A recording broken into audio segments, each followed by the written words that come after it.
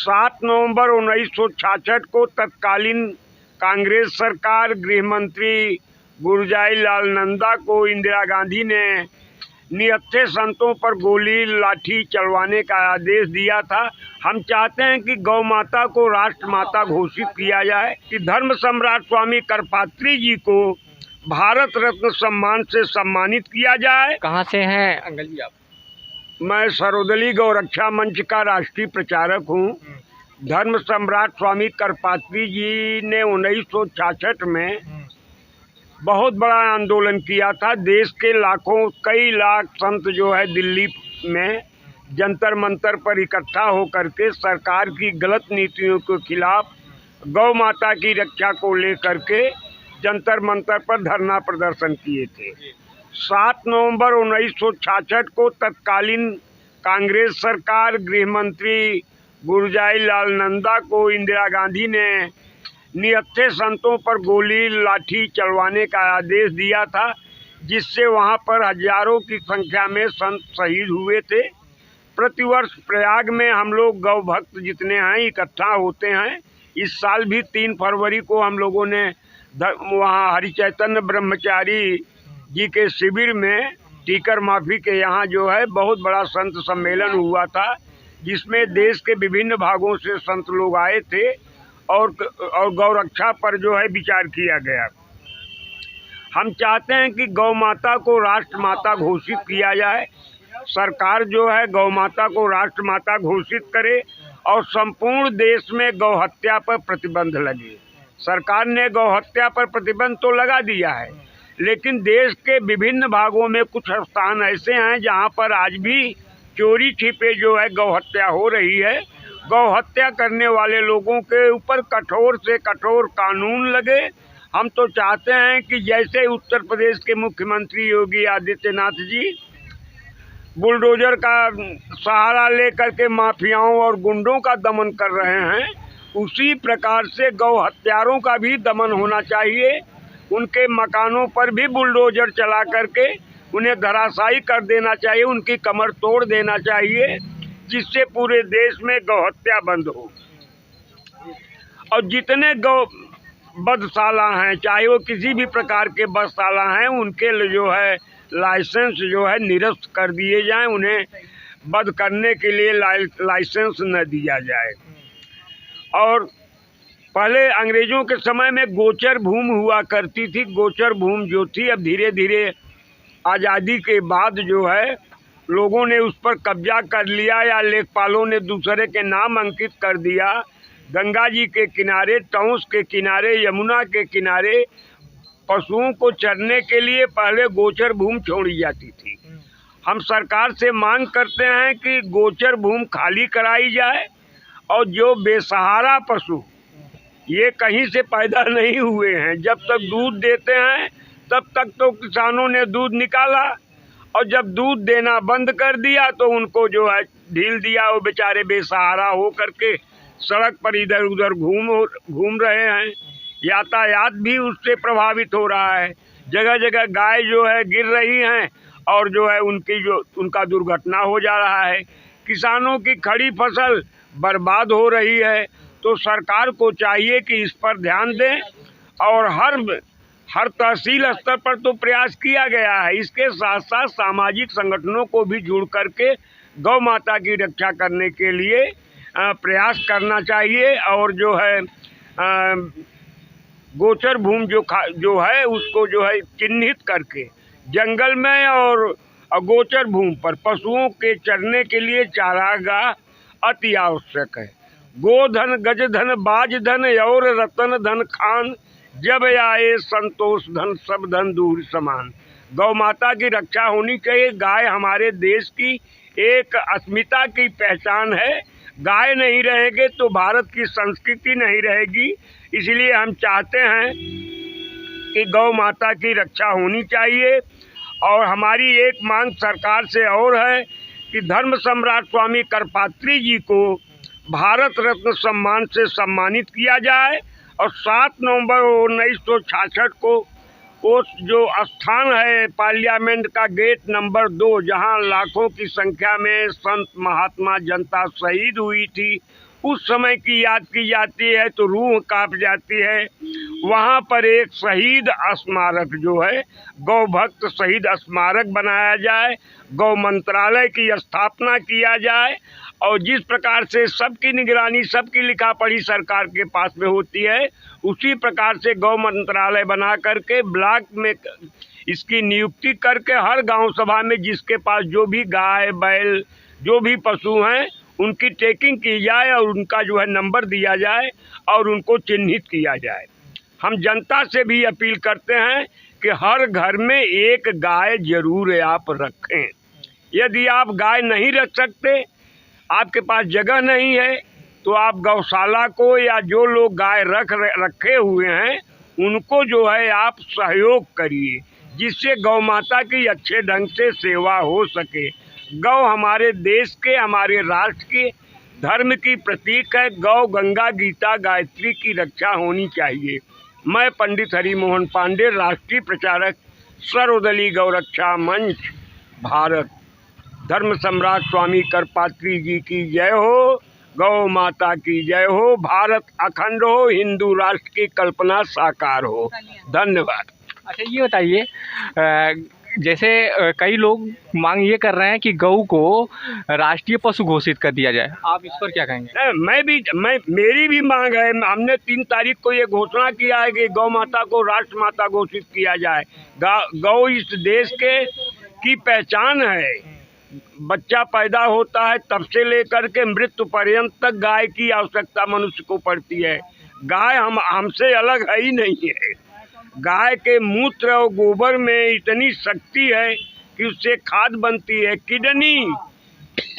Kidney जो है इतनी खराब बीमारी है, गौमूत्र का सेवन करने से किडनी का रोग समाप्त हो जाता है। कान में किसी भी प्रकार का दर्द है, दांत में दर्द है, गौमूत्र का आप फाहा लगाइए, ठीक हो जाता है। अगरबत्ती, धूप बत्ती और जो है घर को कच्चे मकानों में लेपन करने के लिए गोबर का इस्तेमाल किया जाता है और किसी के गोबर का इस्तेमाल नहीं किया जाता, लेकिन गौ माता के गोबर का इस्तेमाल किया जाता है। इसलिए चाहिए कि गौ हमारे परिवार का एक अंग है। गौ हमारी माँ है, उसकी सुरक्षा, संरक्षण और संवर्धन हमारा परम कर्तव्य है और हमें करना चाहिए। अच्छा, आप बोले हैं कि हिंदू राष्ट्र बनाया जाए, तो मुस्लिमों का क्या होगा? मुस्लिम भी हमारे रहें, क्या मुस्लिम को हम भगा थोड़ी रहें। लेकिन भारत में जो मुसलमान रहते हैं ये भी हिंदुओं के ही वंशज हैं। अच्छा भाई, हम सनातन धर्म को मानने वाले हैं, हम सनातनी धर्म हैं और जितने धर्म हैं वो हमारे सनातन धर्म से ही अलग हो कर के गए हैं। तो हम तो चाहते हैं सब पुनः सनातन धर्म में आ जाएं। मुसलमान कोई धर्म नहीं है, ये तो एक मजहब है, एक कबीला है, ये कोई धर्म नहीं। धर्म तो केवल सनातन है। तो हम चाहते हैं कि सब लोग आ जाएं हमारे साथ। हम कोई मुस्लिम हैं इसलिए उनका मैं कोई विरोध नहीं करता हूं। हमारी जो संस्कृति है, हमारी जो मर्यादा है, हमारा रहन सहन जो भारत का है, उस यहाँ रहते हैं तो उसको अख्तियार करें, उस पर विचार करें। तो मुस्लिम होने से कोई विरोध थोड़ी है। मजहब वो चाहे जिस धर्म में जाएं, चाहे मंदिर में जाएं, चाहे मस्जिद में जाएं, किसी भी प्रकार का कोई भेदभाव नहीं है। वो अपनी विचारधारा से, लेकिन इस देश में रहना है तो यहाँ की संस्कृति, यहाँ के विचार, यहाँ के भाव को उन्हें अपने मन में रखना चाहिए। और काफ़ी मुसलमान रखते भी हैं, ऐसी बात नहीं है। बहुत से मुसलमान मैं जानता हूँ को रहते भारत में हैं और यहाँ की संस्कृति, यहाँ की मर्यादा का पालन करते हैं। कुछ ऐसे लोग हैं जिन्हें गुमराह किया गया है मस्जिदों के द्वारा। मस्जिद में जो कुछ मुल्ला लोग हैं जो अपने चक्कर में मुसलमानों को गुमराह करते रहते हैं और देश में जो है दंगा फसाद कराते रहते हैं। तो लेकिन जो पढ़े लिखे हैं, बुद्धिजीवी हैं, वो मुसलमान कभी भी इस पर कोई ध्यान नहीं देते। वो तो भारत के में रहते हैं, राष्ट्रपति यहाँ का मुसलमान रहा है। जात बिरादरी धर्म से कोई मतलब नहीं है। समाज को चलाने के लिए जात बिरादरी व्यवस्था के तहत बनाई गई है और ठीक बनाई गई है। चाहे रामचरितमानस हो, चाहे मनुस्मृति हो, जो भी बने हैं वो यहाँ की संस्कृति के, यहाँ की सभ्यता के अनुरूप बने हैं और होना चाहिए। तो रामचरितमानस पर तो बहुत विवाद हुआ है, अभी बिहार के शिक्षा मंत्री ने उस पर बहुत मतलब विवादित बयान बोला है, तो आपको क्या लगता है? रामचरितमानस पर जो विवाद कर रहे हैं वो टोटल वो मूर्ख हैं। उन्हें कोई मानस के विषय में कोई जानकारी नहीं है। मानस किसी जात बिरादरी मजहब को लेकर के नहीं लिखा गया है। जैसी व्यवस्था के तहत लिखा गया उसमें तो मानस में वाल्मीकि से लेके सबरी से लेकर के केवट से लेकर के सबको भगवान राम ने प्रेम किया है, सबको गले लगाया है। ये अब जो व्यवस्था, ये सनातन धर्म का विरोधी है, इनको तो राष्ट्र से बाहर निकाल देना चाहिए, इनको सजा देना चाहिए, राष्ट्रद्रोह का मुकदमा लगाना चाहिए। जो इस तरह की तार्किक बेतर्क की बात कर रहे हैं, चाहे वो स्वामी प्रसाद मौर्य हो और चाहे बिहार का वो जो है मंत्री हो। सपा के नेता स्वामी प्रसाद मौर्य तो फाड़ चुके भी हैं, वो फाड़ भी चुके हैं, उनके ऊपर केस दर्ज होना चाहिए और उन्हें समाज से बहिष्कृत करना चाहिए। हम तो चाहते हैं कि पूरे मौर्य समाज को उनके अपने जात से निकाल करके हुक्का पानी बंद कर देना चाहिए, उसके यहाँ शादी विवाह नहीं करना चाहिए। जो राम का द्रोही है वो राष्ट्र का द्रोही है, उसके ऊपर राष्ट्रका लगा देना चाहिए। अच्छा 2024 में चुनाव है, आप किसको दे रहे हैं सत्ता की चाबी?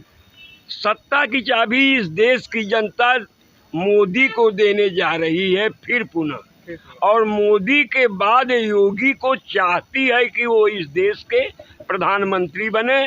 क्योंकि योगी गौ भक्त हैं, मोदी गौ भक्त हैं। जो गौ भक्त है वो कभी देश में गलत काम नहीं करेगा, इसलिए योगी और मोदी इस देश के लिए डबल इंजन की सरकार फिर जरूरी है। युवाओं का सबसे बड़ा मुद्दा है रोजगार, आप उस पर क्या कहेंगे?